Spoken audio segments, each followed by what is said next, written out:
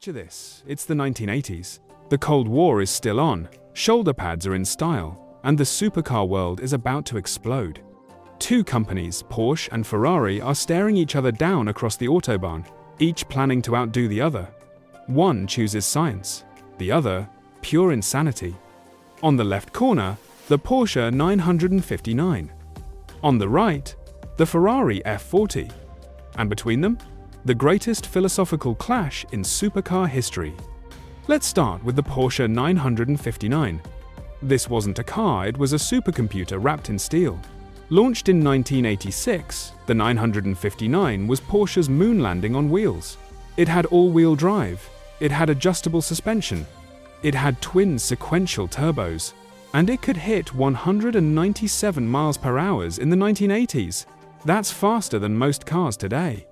Its flat-six boxer engine pushed 450 horsepower, but what made it legendary wasn't just power, it was control. You could drive it through a blizzard and still make it to dinner in style. The 959 didn't just go fast, it redefined what fast could feel like. Calm, composed, effortless. It was a supercar you could actually live with. Now cross the Alps to Italy, where Ferrari heard about this new German masterpiece and said, "Oh really? Hold my espresso."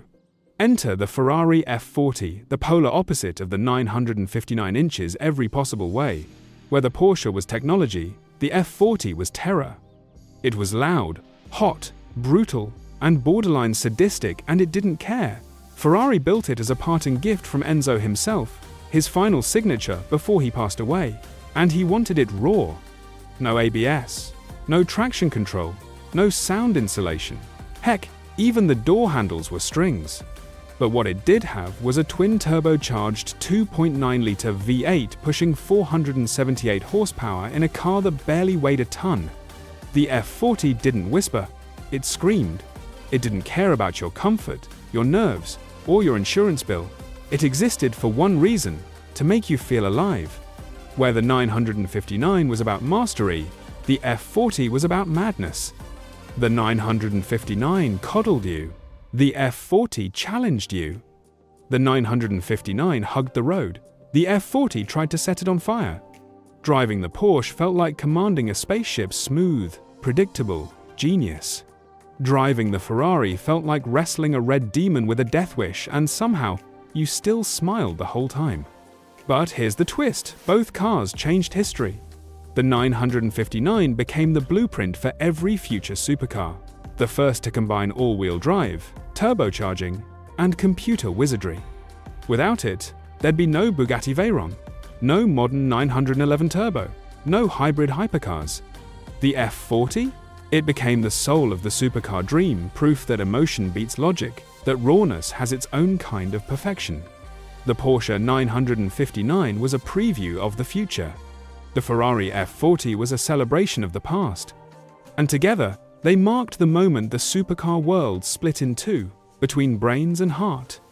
So who wins?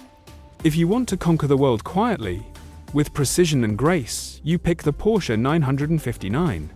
But if you want to live fast, die smiling, and smell like burnt rubber, you pick the Ferrari F40.